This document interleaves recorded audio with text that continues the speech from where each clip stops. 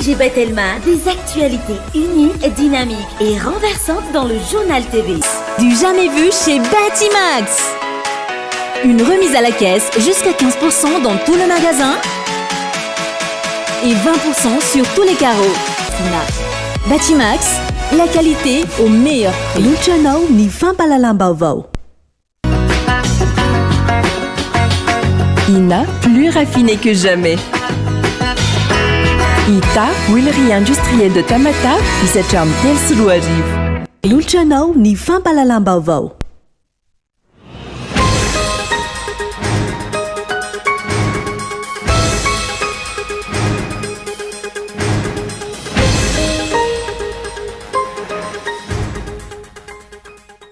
Tseny Angela, nesorona tsy eo amin'ny toerana intsony Italia Général ny ONE raha nilaza fa tsy misy fahazon-dalana ara-tontolo iainana ny tetikasa autoroute.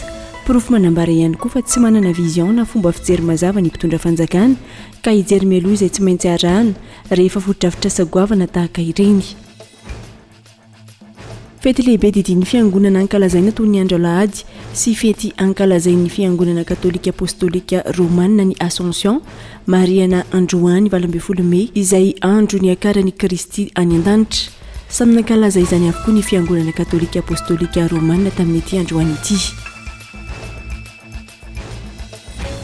Namafisa ny fivondrona ben'ny évêque eto Madagasikara nandritra ny afatra izay nataon'izy ireo tamin'ity andron'ny Ascension ity. Fa miantoka no avintsika ny fifidianana ka anengany ny sambatan'olona ho malina hatrany.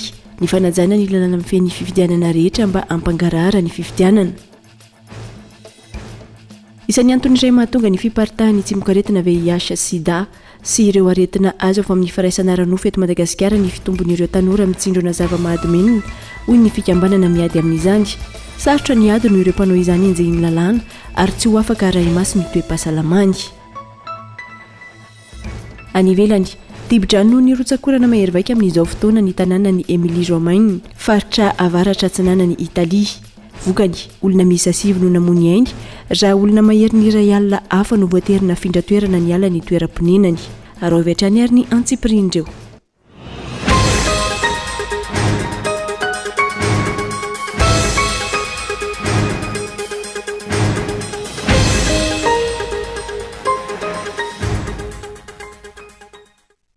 Ankafaliana tomboko lasi tomboko vao ny tsidiana ny tokantranonao amin'ny tsy alakamisy 12 ny volana Mey taona 2024 ity. Tonga soeto mifampalamba vao ary asaina mpitiavana ianao anaraka izany hatramin'ny farany.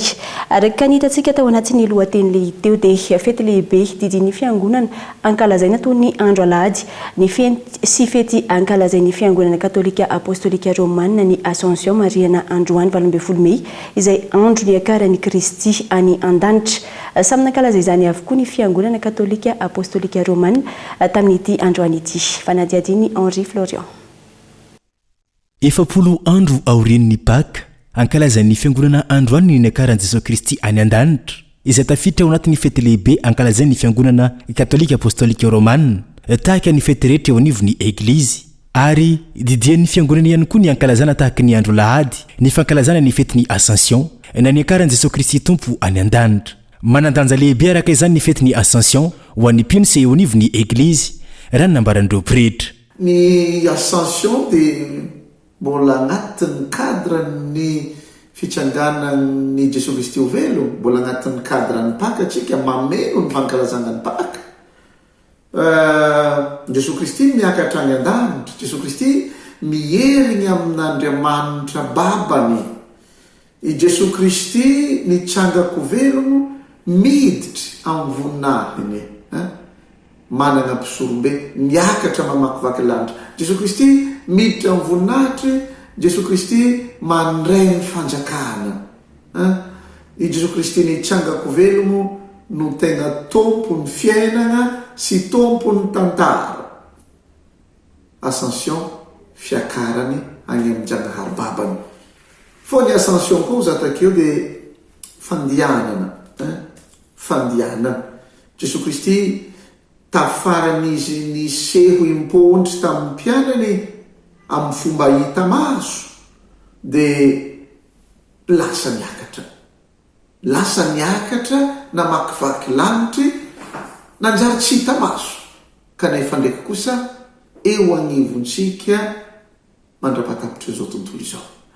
Ankoatra io mitaky fankatiavana ho an'ny mpino ihany koa ny fankalazana izany fety izany eo am-piandrasana ny fanahy masina izay ho raisina amin'ny andro ny Pentekoty. Jesosy Kristy tsy niala tanteraka atsika niala izao tontolo izao fo eo agnivontsika présent amin'ny fomba akory amin'ny alalan'ny fagnahiny, amin'ny alalan'ny fanahy masina. Jesosy Kristy manome atsika ny fanomezan'ny fanahy masina, ankalazatsika ny Pentekoty, folo andro aorian'ny ascension. Jesosy Kristy présent agnivontsika rehefa mivory amin'ny agnarany atsika. Jesosy Kristy présent ao amin'ny egliziny. Jesosy Kristy présent raha miaigny ny didim-pitiavana na miany atsika. Dia le hoe didy vaovao miarako anareo mifankatiava karaha nitiavako anareo.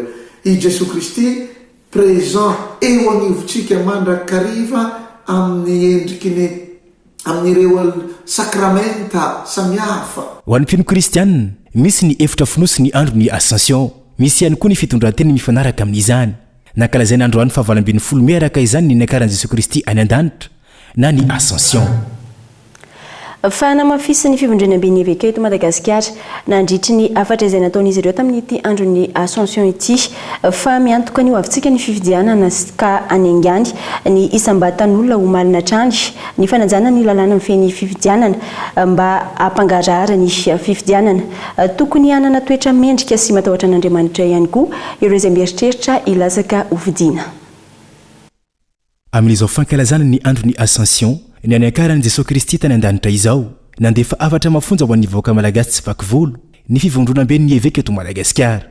Namafisiny ireo tamin'izany fa maro ny ezaka ataon'ny mpitondra fanjakana amin'ny alalan'ny fametrahana fodotrafitra sy santokony fa na eo aza izany rehetra izany miariary ny fahantrana lalina sy amin'ny lafiny maro izay mampikaikaika ny vahoaka amin'izao fotoana izao. Marefo ny lafiny ara-sosialy ny ponina ary manampitrotraka amin'izany ihany koa ireo fampanantenana maro samihafa izay tsy tanteraka ka mampiravoravo-tanina ny vahoaka sy mampanaonao foana azy ireo. Miakabe dia tsy mianto sady haingana ihany koa ny zavatra ilain'ny vahoaka amin'ny fiainana andavanandro. Mitaraina ny mpamboly sy ny mpiompy fa tsy misy mpiraharaha ny olany. Miala fatrany ny fampianaran-janaka ary miagoragora ihany koa ny fanabeazana. Mitombo hatrany ihany koa ireo very asa sy ny tsy anasa ary miapotika ihany koa ny lalany manerana ny Madagasikara. Namafisy ny fivondronam-be ny eveka eto Madagasikara ihany koa nandritra ny afatra izay nataon'izy ireo tamin'ity androany ity fa miantoka ny ho avintsika ny fifidianana ary tokony ajaina ireo lalàna rehetra moa izany fifidianana izany raha ny fanambarana trany. Hiatrika fifidianana isika amin'ity taona ity. Adidy amin'ny maha-olo-pirenena sy amin'ny maha-kristianina izany. Manomboka hatrany amin'ny fanaramaso ny fisoratana anarana ao amin'ny lisam-pifidianana ka hatrany amin'ny fandatsaham-bato sy ny fiarahana manaramaso ny voka-pifidianana. Ao anatin'ny fotoana mialohan'ny fampelezan-kevitra pré-campagne isika izao. Lasa alohan'ny fotoana ny famorim-bahoaka etsy sy roa mba amin'ireo fomba fanao amin'ny fampelezan-kevitra. Hatramin'ny hetsika ara-piarahamonina sy ara-pivavahana avy no atao fitaovana ahazona ny fon'ny mpifidy amin'ny fifidianana. Atahorana hiteraka ady sy fisarana ny hetsika ataon'ireo mpanao politika sy ny mpilatsaka ho fidiana. Aoka nefa isika tsy ho alay-panahy tsy hifidy na sanatria taona ny hafa tsy hifidy noho ny toa tsy fahombiazan'ny fifidianana tany aloha. Ampatsahivina amin'ny trany fa tsy misy afaka misantoka ho kandidan'ny Eglise Katolika. Ny miantoka ny fifidianana madio sy mahomby dia ny fanajan'ny olon-rehetra ny lalàna sy ny fitsipika rehetra momba n'izany. Natao hanome ohatra amin'izany ny mpitondra sy tompon'andraikitra rehetra amin'ny fifidianana.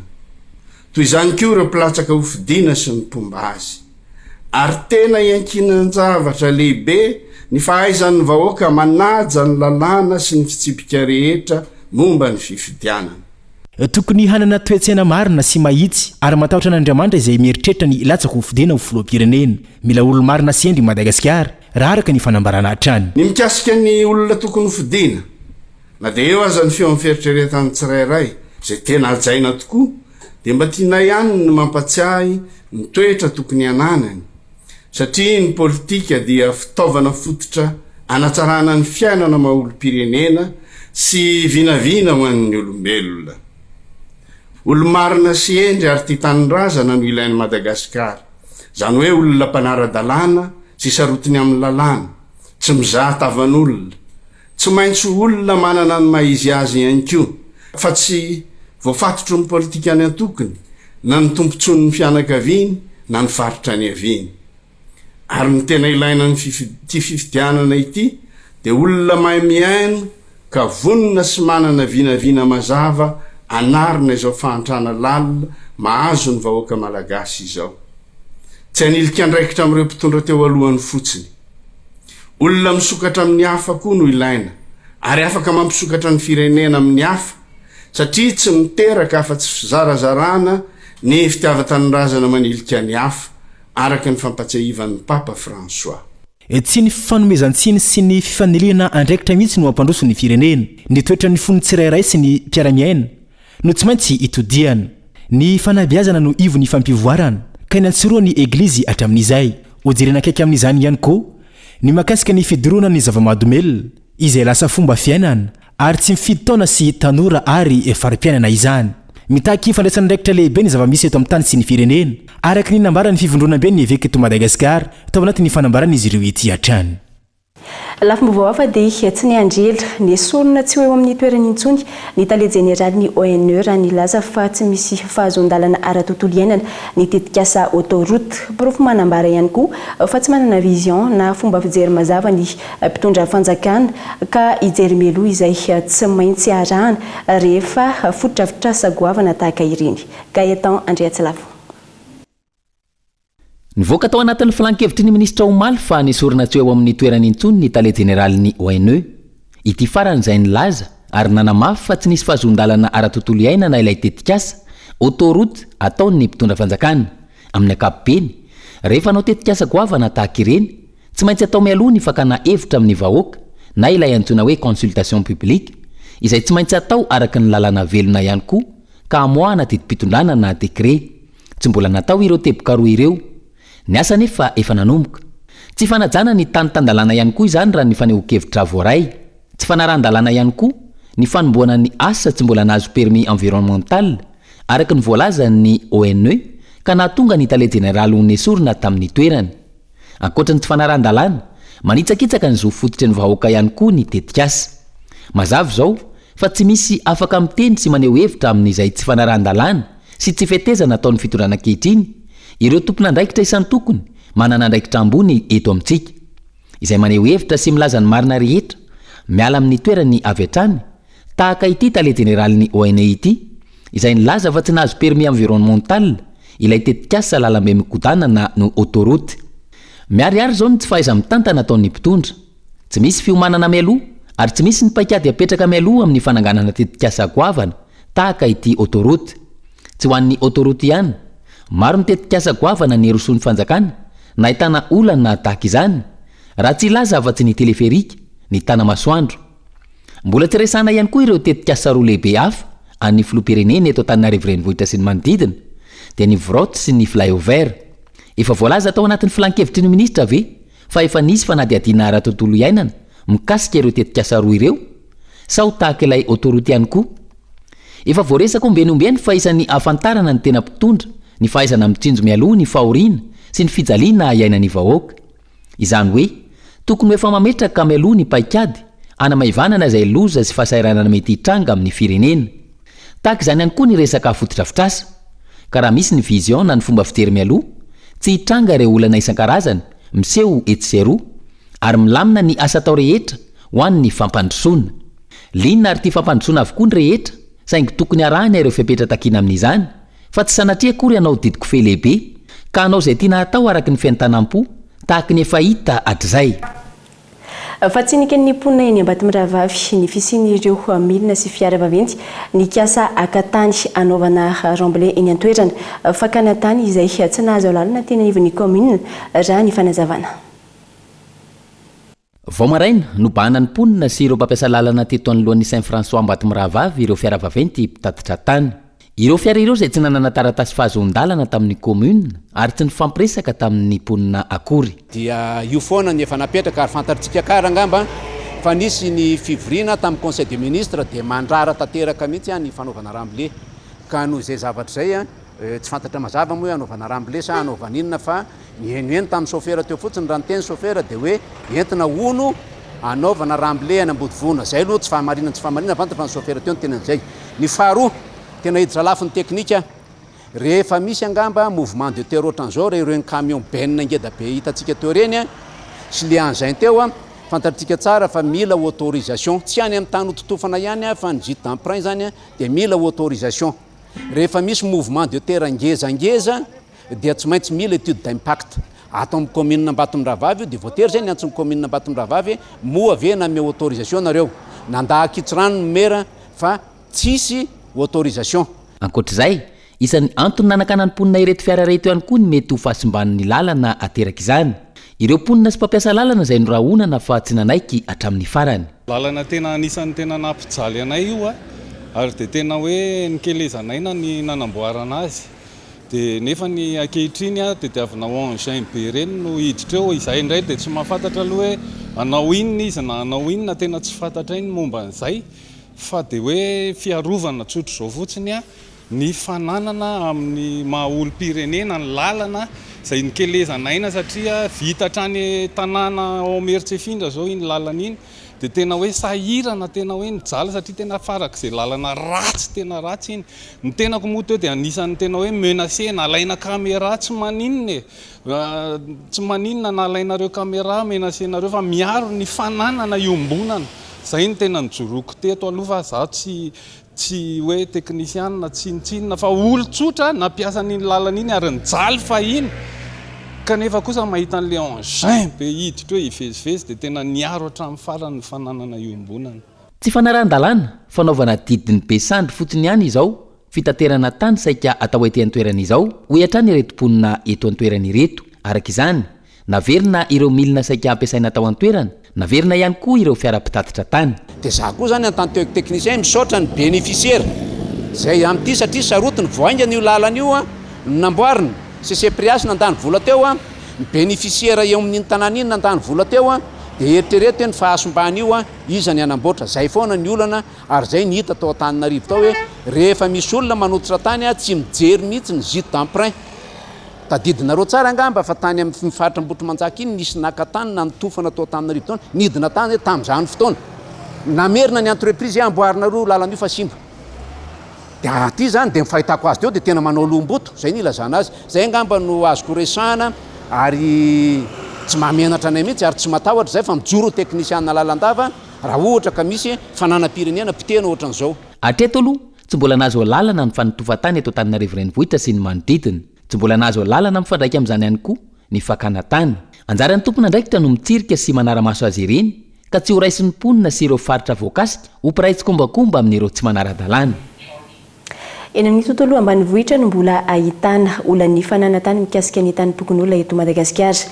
Nanambara ny Filoha Nasionaly ny sehatra iombonana ho an'ny fananantany nandritra ny fankakevitra mikasika ny tolo-dalàna momba ny tany tokony olona eny ambanivohitra izay natao tao Mahajanga fa isan'ny aretina iray mamely ny firenena malagasy izany. Anja Robert, Kolo Mahajanga. Aretina iray mamely ny firenena malagasy ny olona ny fananantany eto Madagasikara amin'izao vanim-potoana iainantsika izao raha ny zava-misy eny anivon'ny fiarahamonina no zoina eny amin'ny tontolo ambanivohitra no tena betsaka tranga mikasika io olona ny fananantany io hoy ny Filoha Nasionaly ny sehatra iombonana ho an'ny fananantany na ny SIF. Maro ny olona ny fananantany eto Madagasikara ary amin'izay fahamarona izay matetika dia ny madinika ihany no zany dia raha marina dia somary mitongilana kely makany amin'ny madinika na zanaty zany nefa victime na hoe misy olana daholo na ny vavetina na ny madinika zany amin'ny tany eto Madagasikara zany aretina amin'ny firenena mihitsy zany ity resaka fananantany ity eto Madagasikara.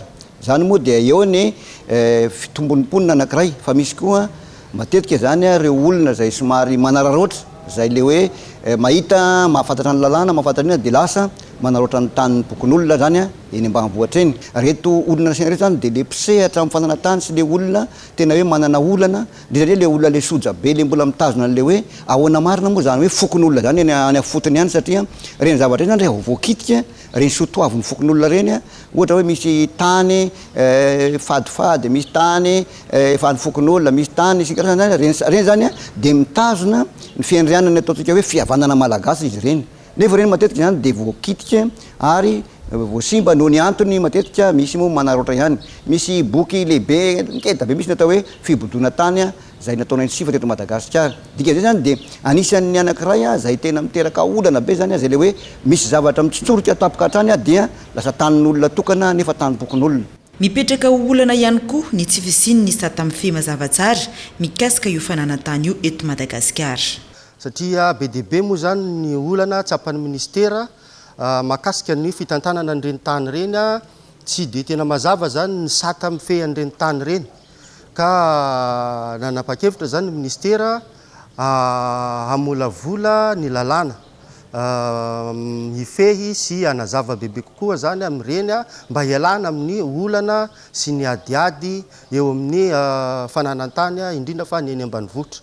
Eny amin'ireo commune ambanivohitra no tena ahitana trangana olana ny fananantany betsaka indrindra mikasika io tany bokon'olona io eto Mahajanga. Anisan'izany ao amin'ny distrika ny Mahajanga faharoa, ao amin'ny distrika ny Ambatoboeny sy eny amin'ireo distrika hafa. Natomboka androany noho izany ny fakan-kevitra amolavolana ny lalàna mifehy io tany bokon'olona any ambanivohitra io. Velotaraina manoloana ny fanaparam-pahefana sy ny tsindry azo lena ataon'ny ben'ny tanàna ao amin'ny commune Masoarivo, distrika Nantsalova, faritry Melaka ireo mpona any an-toerana amin'izao fotoana izao. Ankoatra ny tsindry mahazo ireo vahoaka, mampirongatra ny tsy fandriam-pahalemana ihany koa ny fomba fiasa ataony ity olom-boafidy ity. Henri Florian mitatry ny antsipirin'izay. Iray amin'ireo commune mandrafitra ny distrika ny Antsalova, faritra Melaka, ny commune Masoarivo. Raha ny zava-misy any an-toerana amin'izao fotoana izao, velon-taraina manoloana ny tsindry azo lena sy ny fanaparam-pahefana ataon'ny ben'ny tanàna voafidy tao an-toerana ireo mponina ka manao antsoavo amin'ny alalan'ny zanaka ny faritra. Tsy ekena ihany koa ny tsindry azo lena zay atao an'ny tanora, ataon'ny ben'ny tanàna an'ny tanora. Rarana ny tanora mba tsy hanao karazana asa madinika fivelomana, mila ben'ny tanàna irery no manao izany amin'iny faritsy. Ka tsy ekena izany satria manahena ny fisondrota sy fandrosoany vahoaka madinika zay misy amin'ny tany commune Masoarivo. Tsy ekena ihany koa ny tsy fanajana ireo olobe masina sy manandanja aminay. Fanaovana tsinitsina azy ireny dia manohitohina anay taranaka ka dia lavinay ny fanaovana izany. Manjaka ihany koa ny kolikoly ary mirongana ny tsy fandriam-pahalemana ka tokony ahiaray asa ny commune sy ny vahoaka ary ny mpitandro filaminana raha ny fanazavana. Tsara ny itenenako fa tsy ometsika hasiny ireo mpitandro filaminana ireo mametraka olona ianao sy vily tsy miaramila tsy miofana akory iamby tanàna. Zany nofinofy zany raha olo-tsotra olo-tokana no hampany fahalemana nofinofy zany satria efa rava nge ny dinany melaka tsy mipoly ka efa tsy manan-kery tsony zany. Ka tokony mahay miara-misalaky ianao monsieur le maire amin'ireo mpitandro filaminana, tokony omenao vahana ny asany fitandrom-pilaminana. Ankoatr'ireo voalaza ireo, anjakan'ny tsy fandriam-pahalemana lavariny anao an-toerana amin'izao fotoana izao ka anaovan'izy ireo antsoavo any amin'ny tokony anamafisana ny isan'ny mpitandro filaminana sy ny fametrahana ny fiara-miasa akaiky amin'ny vahoaka sy ireo tompon'andraikitra isan-tokony. Fanakatoavy ny filan-kevitry ny ministra omaly ny didim-panjakana anotana vola 50 ariary volamena fahatsiarovana fa 50 taonany anana tombo ambidy araka ny voafaritra ity didim-panjakana ity ary amidy amin'ny vidiny voatondro araka ny vidiny volamena eo amin'ny sehatra iraisam-pirenena sy araka ny tombana fomba nofaritany banky foibe ireo vola madinika ireo raha ny tapaka hatrany. Ankoatra izay nankatoavy ny filan-kevitry ny ministra ihany koa ny fampiakarana ny karamafarina ambany ho an'ny sokajy vao miditra miasa na MIA ho 4 arivo sy 3 alina sy 2 hetsy ariary raha 7 arivo sy 1 alina sy 2 hetsy ariary izany teo aloha ny akatra roanjato sy 2 arivo sy 4 alina sy 2 hetsy ariary raha 2 alina sy 2 hetsy ariary kosa ny sokajy sehatra ny fambolena ireo karama ireo izay niatra nanomboka ny volana janoary 13 sy 2 arivo.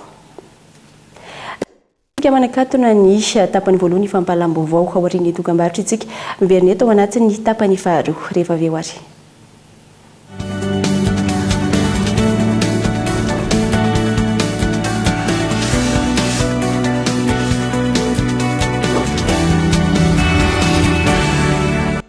Gratuite. Gratuite. Gratuite. Mais qu'est-ce qui est gratuite? L'installation de la fibre est gratuite jusqu'au 31 juillet. Et maintenant, abonnez-vous vite à la fibre Family ou à la fibre Home ou à la fibre Home Plus. Mira DC Collecte Telma vous feront plaisir à installer gratuitement votre fibre. Abonnement à partir de 149 000 RTTC par mois. Telma, sa fibre numéro 1 malagasy. Ina, dia vita amin'ny soja voafantina mba hampatsiro karazan-tsakafo karakarainao. Ny menaka Ina dia ahitana oméga 3 sy oméga 6 ary ara-pahasalamana no notrikaina entin'ny soja. Ina, ilay menaka manome tsirony nahandronao isan'andro.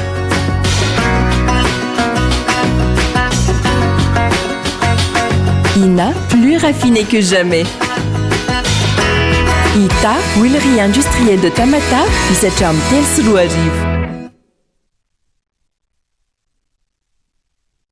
Batimax se rapproche encore plus de vous. Bienvenue dans votre nouveau magasin Batimax Sarlalan, ex-Safina. Carrelage, luminaire, électricité, sanitaire et des milliers d'autres articles. Batimax, la qualité au meilleur prix. Doia la fulsi akariva. Lendi te ponte kot blaide. Irana mi plek nadia. Matmax. Basterayon. Raout. Rutska. General de Clé. FSC Musique. Lundi de Pentecôte 29 mai 2023. Yom ni 15 mais privalal. Ni voam ni valura marena vavad. Vidtiran en rivoriat. Panindan Baron. Iskilalawan Nikis. Parking assuré. Sécurité Mlamapé. Partenaire média Kolo TV. Tungava Lucia Nene.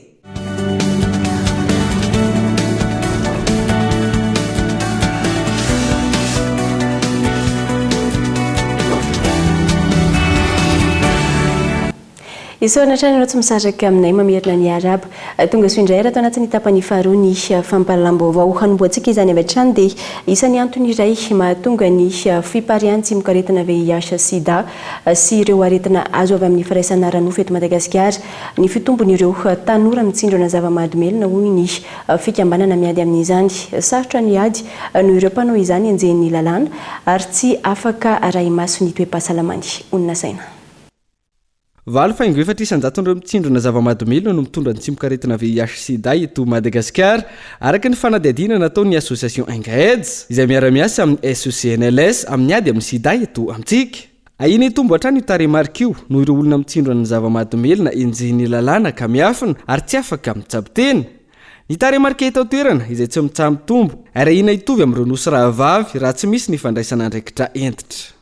Ao Maurice amin'izao fotoana zao efa 80 isan-jato mahery ny olona midoroka zava-mahadomelona dia mitondra ny tsimoka-aretina VIH sida daholo.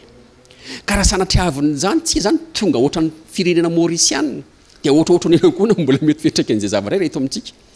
Zay zavatra izay zany nitsona havo ny tompona andraikitra ray manontolo andao ifametana andao jerevana angaikaingany ity zavatra ity mba ahafahantsika mijery ny vahaolana malaky ahafahana manavitra andreo tanora reo ahafahana manavitra ny tontolo ara-toe-karenantsika ahafahana miaro ny sosialitsika ahafahana miaro ny koa le kulturalitsika indrindra ahafahana ihany koa isin'ny resaka fampanotrona aingany eto Madagasikara zany satria ny azadino fa ao ambadika koa ny tena many dia misy resaka fampanotrona miempotra zany tsika vokatra doroka daholo lasa miempotra tsika vokatra zavatra. Amin'ny alalan'ny seringo no ifindran'izay tsimoka-aretina VIH sida izay amin'ireo mpitsindrona zava-mahadomelona hoy ny mpiantsehatra miady amin'ny fiparitahan'ny sida eto Madagasikara.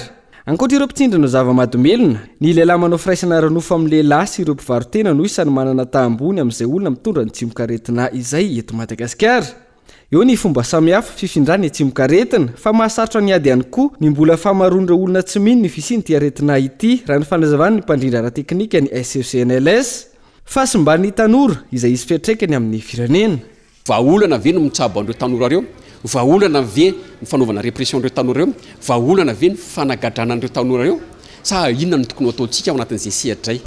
dia izay zavatra no a ahafahana raha tena marina midirana latabatra boribory hijerevana marimatry raisana aloha hijerevana zavatra reny satria ny aza adino raha tena marina fa ny zava-mahadomely raha tena marina misy olona ao ambadika io potika dia hojerevana fotsiny ve dia raha afaka 20 taona na afaka 5 taona sanatriavin'izany ny 500 isanjaton'ny tanoreto amintsika ho potika ny resaka zava-mahadomely indrindra resaka tsindrona dia ohatrohatra hoe resaka fiatraikany vina iraisam-pirenena ny fahatratrarana hatramin'ny 9 ireo olona mitondra ny tsimokaretina raha eo amin'ny 20 sika amin'izao fotoana izao eo ihany koa ny fanafaonana ny tsimokaretina VIH sida hatramin'ny taona 32 ny fitombon'ny tanora midoroka sy mitsindrona zava-mahadomelona izay misy fiatraikany goavana amin'ny fampandrosoana ny firenena raha tsy voafe ny zava-mahadomelona izay miparitaka eto Madagasikara dia azoko antoka fa tsy le pure ary efa mitapoka io zavatra io dia ohatra ny ahoana inavy ny zavatra anapohan'ireo olona anazy ireo inavy ny zavatra ao anatin'io tsy fantatritsika zany zay fanapoha anatin'io manahoana zany ny fiatraikan'izay ara-pahasalamana rehefa avy eo satria raha sanatriavin'izany moa zany misy lafarina ao anatin'io lafarina ny migatona tak zany inona mandeha anatin'ny lalan-drahan'le olona any tonga netra ny anatin'ny atodohany inona mety zavatra mety fiatraikany na mety misy karazana fanafody eo tsy fantatro hoe zay afangaron'le olona anazy eo na sima ohatra na tsy fantatritsika dia le mpividy ohatrohatra ny fiatraikany zay nitiko tena misy olombelona tena potika ao anatin'le izy ina ny antony mahatonga ny firongatry ny fidorohana sy fitsindromana zava-mahadomelona eto Madagasikara io no fanontaniana napetraky ny agence capsule miara-miasa amin'ny Kolo TV FM tamin'ny olona misa 700 ny efatra hatramin'ny fitony volana May lasa teo ny vokatra izay fanadiadiana izay no arahantsika ao anatin'ity fanadiadiana manaraka ity. Ny faefatra hatramin'ny fafitony volana May lasa teo olona mahery ny 700 20 taona no mihoatra no nametrahany ny agence capsule sy ny Kolo TV FM fanontaniana inona ny antony mahatonga ny firongatry ny fidorohana sy fitsindromana zava-mahadomelona eto Madagasikara raha ny vokatry ny fanadiadiana natao ny 700 ny laza fa tia handrakandrana sy tsy amin'ny fanentanana ny tanora ny 420 kosa ny laza fa tsy lara-pahamehana amin'ny fanjakana ny fiadiana amin'izany ary ny 80 amin'ireo olona 700 no ny laza fa tsy ampy ny fanaramaso ataon'ny ray aman-dreny ny tanora ankilany nisy ihany koa no ny laza fa noho ny tsy fanananasa no mahatonga ny tanora irona amin'ny fidorohana sy fitsindromana zava-mahadomelona mirona amin'ilay zava-mahadomelona dia tsy mahita zavatra atao izy ohatra hoe tsy mahita asa izay mahatonga azy dia tsy mahita fidiram-bola zany dia manala azy amin'ilay zava-mahadomelona le ohatran'ilay ororo mosa iny dia ireny zao le hoe avy any ivelany dia mitovitovy amin'ny hoe fisotroana toaka ohatran'ny hoe manala azy amin'izay ny ataony rehefa tsy mahita zavatra atao ankoatra ny tokony hanomezany fanjakana asa ny tanora manoloan'izany tokony hirosa amin'ny fijerena sy fanaramaso akaiky ireo entana mivoaka sy miditra ary koa hamongotra ireo tambazotra manaparitaka zava-mahadomelona ihany koa ny fanjakana raha ny fanehoan-kevitra ireo olom-pirenena nanaovana fanadihadiana fanjakana voalohany indrindra io zany tokony tsy ampidirina ty mihitsy iny tena marina raha fantatra efa hoe tsy mety tokony hanana foibe mihitsy iny tonga zany dia ananaovandry zareo hoe ajanona fa iny hoe mahato tafiditra tio misy dikany fa tsy midimiditra foana any fa tokony izy tompony andraikitra le tompony andraikitra any amin'ny vatanana io zany tokony amerina an'io dia indray aman-dreny koa tokony andraikitra ohatran'izay indray aman-dreny na indraikitra ramonjy izy tsy mahita izay anam-pandehanana any fa anam-pandehanana any izy mihinana an'io fa le olona ohatra zao hoe avy any ivelany io miditra eto tokony ho fantatry ny olona hoe tokony tsy azo hiditra eto amintsika io zany tokony isy mpandraraha zany hoe ty zavatra ty tsy azo mihina ohatra zao hoe nitoka gasy tsy azo ampiasaina dia tokony ohatra hoe fehezina ohatran'izay le izy lasa barana be le anina amin'izao dia lasa le olona any ambony any zany mamoaka an'ilay izy fa tsisy olo majinika vita hoe amoaka an'io zany raha ny eritseritra aloha dia hoe misy ambadika politika ihany ilay izy fa tsika ny olon-tsotra mety tsy havita amoaka an'io zany fa lehibeany ihany mamoaka an'io fa olana hitako zany mila entitra ny fitonjana amin'ilay fijerenana le entana miditra sy mivoaka eto tsy aivana maro ny tanora lasibatra tia fiparitany ny zava-mahadomelona ity eto Madagasikara hatramin'ny androany tsy mbola hita mazava ny paikady eto ny fanjakana mongorana izany mirosa amin'ny fanadiovana ny canal du nord ao amin'ny fokotany ampanalana ny commune Renivohitra Toamasina sy ny fokotany ankehitriny tanora vitsy tao an-toerana no nampiandreketana ny asa ary nokaramaina vola araka ny fahafahan'ny commune maro ny tanjona andrasana anatin'izay raha tsy laza afa-tsy ny isorohana ny fiakaran'ny rano ao atapy-tanàna ny Toamasina mpanampanazavana dia io nefa zany efa tsy azo nalakana tsy afaka mandeha zany hoe ny rano tsy afaka micircule ihany koa zany dia zay mahatonga atsika ho dobo rano dia anisan'ny goavana ihany koa hoe ny raha afaka ifanerisay rano lakana izy ity dia ampiena ny vidim-piainana ao tampotanana ny Tamatavy sy amin'ny manodidina nyity canal du Nord rehetrarehetra ity. Ny antony dia hoe miena kokoa zany ny frais de transport nireo vokatra avy ety. Manarakaraka an'izay na io fasika rehetrarehetra ampiasaina amin'ny fanamboarana trano ao Tamatavy mety hiena tombony be ho atsika zany io satria misy fiatraikany anatina vidim-piainana, misy fiatraikany ao anatin'ilay rano miakatra. Fa manentana sika rehetrarehetra ny tenako ifanometanana amin'ny asa toy izao satria tena tsika mahita ny asan'ireo tanora zay tsara sitrapo miara-miasa amin'ny commune sy vokotany reo fa mafy dia mafy ny asa atao anatin'izany. Fanampifatarina ireo tanitsaha tamin'ny fomba ofisialy tao ifanadiana faritra Vaovao ny fomba entina miaro ny voly lavanilina. Nofatarina ihany koa ny isan'ireo mpamboly lavanilina ao amin'ny ivon'ny faritra isorohana ny fahaveresana sy ny alatra mitranga amin'ny vokatr'ireo tanitsaha. Aingo rakotiny Irina, Kolo Fianaratsoa.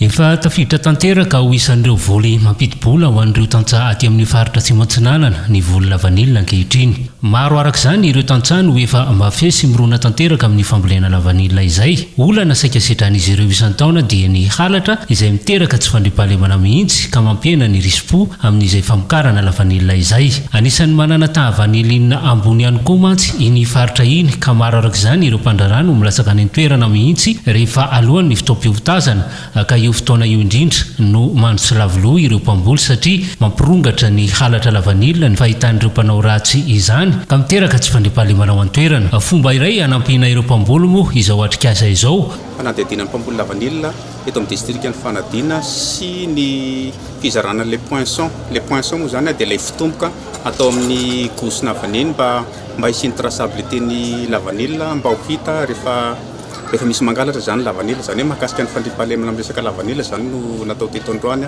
Dia zany nampahafantarina ny olona ny fampiasana an'ilay poinçon ary ny zavatra tsapa dia tena resy lahatra ireo mpamboly ireo hoe tena ilaina io poinçon io mba hisiany traçabilité na hoe mba ho azo arahina maso zany lavanilina raha sanatria misy mangalatra.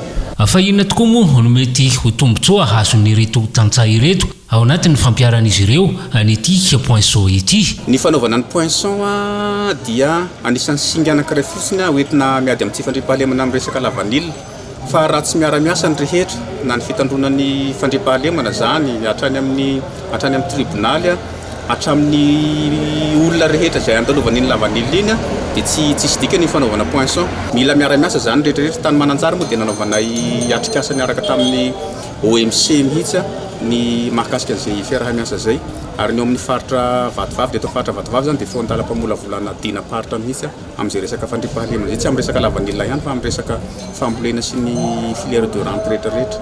Fantatra moa fa efa mahatratratra any amin'ny 1,300 hektara ireo tany izay misy voly lavanilina ato amin'ny faritra Vatovavy amin'izao fotoana izao ary efa tafakatra hatrany amin'ny 10 taona mahery ihany ny vokatra mivoaka ao an-toerana tamin'ny taom-pambolena lasa teo iny. Mahery ny 200 kosa ireo tantsaha izay misehatra eo anivon'ny fambolena lavanilina ity ato anatin'ny faritra Vatovavy manokana ary fantatra ihany koa moa fa ny volana Jolay izao no isokatra ny taom-pivotazana aty an-toerana raha ny tetiandron'ny ministeran'ny fambolena nefa mangataka moa ireo tantsaha mba ho sokafana aloha izany satria efa saika tara fihotazana raha io taty io no jerena ka izay no miteraka ny varomaizina sy ny mpijirika ka mamono antoka azy ireo noho izay antony izay. Gazany tompona andraikitra ao amin'ny sekoly iray ao Maheva Tanàna ny taratasy fiantsonana convocation hiatrehan'ireo mpianatra fanadina-panjakana BEPC noho ny antony tsy fantatr'ireo ray aman-dren'ny mpianatra. Tsy manana olana amin'ny sekoly ireo ray aman-dren'ny mpianatra raha ny fanazavana ary na aloha araka ny tokony ho izy ny saram-pianarana izy ireo saingy tsy avoaka-tsotro izao ny taratasy fiantsonana. Manao antso avo amin'ny tompona andraikitra ijery ity raharaha ity noho izany ireo ray aman-dren'ny mpianatra ao Maheva Tanàna manoloana ny fotoam-panadina zakana efa tongotra. Malahelo zay ray aman-dreny satria ny zanakanay anala fanadinana BPC ny convocation tsy azo hatramin'izao nefa ny dossier ny zanakanay vita daholo dia tazominy lehibe ny centre ny examen eto maheva tanàna malahelo zay ray aman-dreny satria lasa tsaina ny zanaka anay na anala fanadinana ny tiana tsy anala fanadinana ny ekolazy aloha eritaona be zao ny zandy mbola hiakatra koa ekolazy rehefa be tena malahelo zay ka mangataka aminareo mpitondra fahefana mahefa ny zavatra zany reto mangataka zay ray aman-dreny mba omeo ny convocation zanaka anay analany fanadinana fa mijala ny zanaka anay zay ray aman-dreny koa matsiaro sahirana ko misy olana anareo samby lehibe entre ny l'école dia ahoaka anareo foana irégler anazy fa aboaka ao ny convocation zanaka anay fa mampalahelo le zaza fa tsisy diran'le zaza le convocation zany fa régler anareo samby anareo foana reto problème dia aoka le zaza mba hanao examen fa mampalahelo mila ny convocation anay miboaka foana convocation mpianatra anay satria écolazy heritaona zany eny mafy zany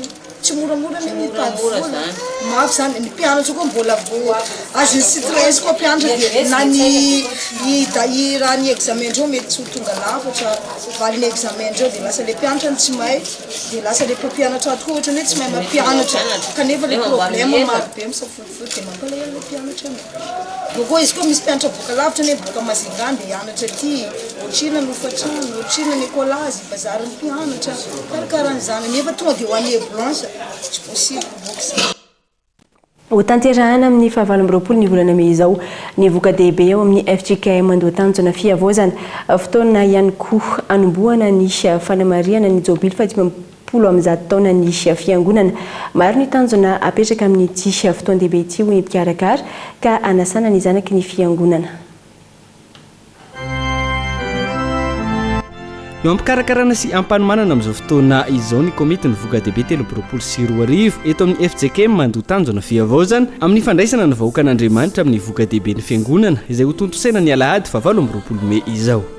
Ny fotoana dia manomboka ny fitora maraina dia fandraisam-bokatra amin'ny 7 ora maraina ny fanompo-pivavahana amin'ny 12 ora maraina lavatom-bokatra ary amin'ny 12 ora sasany dia ny fiaraha-misakafo. Ny tanjona izay apetraka ny komity voka-dehibe dia ny hoe ny azakazaka masina izay tarihany FJKM moa izay azakazaka masina izay ary ao anatin'izay ihany koa ny 20 taona ny sampatia eto amintsika izay ho fanampiana anaovan'ny tsangam-bato espace vert amin'ny fotoana io ary ao anatin'izay ihany koa dia ny fandrakofana ny carreau eto anivon'ny fiangonana satria ny any ambondriana dia mbola tsy vita carreau dia itsonantsika ary amin'ny toanty ihany koa ny fanaovana ny jobily fa 5 taona ny fiangonana. Anomboka amin'ny 7 ora maraina ny fitaom-pivavahana amin'ity voka-dehibe eto amin'ny FJKM Andohatanjona Fiavozana ity izay ho tontosaina amin'ny Alahady 7 May izao anasana ny reny fiangonana sy ny zanaka ampelezana ary isy ny sakafo homanina amin'ireo vahoakan'Andriamanitra amin'ny fotoana io.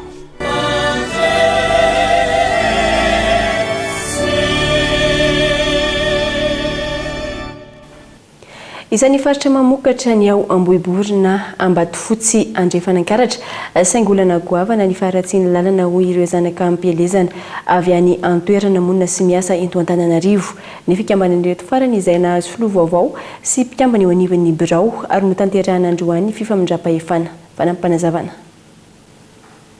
Raha ny tena satrinay fikambanana zanaka ampelezana reto satria izay tsy maintsy makany ary miezaka makany raha azonay atao zany hoe isa tapabolana dia teo any fa isa taona izay tsy maintsy makany nefa raha vao fahavaratra ny andro dia sahiran'izay eo amin'ny lalana dia niezaka tena tianay atao sy tanjona tianay hotratrarina dia ny anatsarana n'io lalana io satria miankina amin'izay ny lafiny ara-toekarena sy ara-piarahamonina fifandraisanay amin'ny havanay any ny fiezahanay anatevina ny toekarena any satria ny vokatra ao aminay dia faran'izay betsaka any aminay ny ovy any aminay ny vary fa tsy tafavoaka satria ratsy ny lalana mafy be ny lalana makany aminay dia antongotra indrindraindrindra rehefa fahavaratra raha teo any zao moa efa mba mahitany fa miteny aminareo afa miala maraina ny taxi brosy amin'ny 7 alina vao tonga any noho izay ara-tsin-dalana zay angamba dia sady atsipinay amin'ny mpiray tanindrazana zay no atsipinay amin'ny mpitantana sy ny mpitondra ihany koa satria ny adidy sy an'olon-dratsy zay nefa tsy ahefan'le izy raha izay zanaka ampelezana fotsiny fa ny fanampiana na ara-potokevitra na araka ezaka atao dia ataonay hiezaka izay amin'ny lafiny rehetrarehetra indrindraindrindra ny foloanay moa mihetsiketsika mitady lalana faran'izay tsara indrindra anasoavana sy anatsarana ny tanindrazana io raha fitinina zany dia zao ny tandronay mazava dia ny anasoan'ilay tanindrazana amin'ny lafiny rehetra. Amin'ny maresaka avy any ivelany dia dibo-drano ny rotsakorana mahery-vaika amin'izao fotoana ny tanànany Emilie Romaine faritra avaratra atsinanany Italia vokany olona miisa 7 no namony ainy raha olona mahery ny iray alina hafa no voaterina findratoerana ny ala ny toeram-ponenany fanampananjavana entsiny Daniela Minorso eo amin'ny sariny France 24. Commune miisa 3 amin'izao fotoana no dibo-drano tanteraka ao Emilie Romagne faritra avaratra Italia no nirotsakorana na hery-vaika tao anatin'iray andro sy tapany izay nahatonga ny fahavakisan'ireo renirano miisa 14 any toerana fatra narotsakorana mitovy amin'ny fatra narotsakorana ao anatin'ny 3 volana raha nambaran'ireo manam-pahaizana. Hatreto olona miisa 7 no namony ainy any aliny hafa kosa no voaterina findratoerana ny ala ny toeram-ponenany vokatry tondra-drano io hatrany. Ankoatra izay sy mba avokoa ny akamaroan'ireo lalana ary tokantrano manodidina ny 5 alina no tsy misitraka herinaratra hatramin'ny androany raha nitatitry ny minisitry ny fiahina ara-tsosialy any toerana. Antotanisa izay ahina hiakatra trano raha mitony rotsakorana. Tsy aivana fa ndroany izao tao anatin'ity volana ity no nisy tondra-drano nitarika famoizana ain'olona tahaka izao tao amin'ity faritra avaratra Italia ity. Lehilahy koa tompoko lasy tompoko vavy no marana ny fiarantsika tamin'ity alina ity ankasitrahana feno ianao nanaraka izany hatramin'ny farany samy mitombo amin'ny fahasoavana.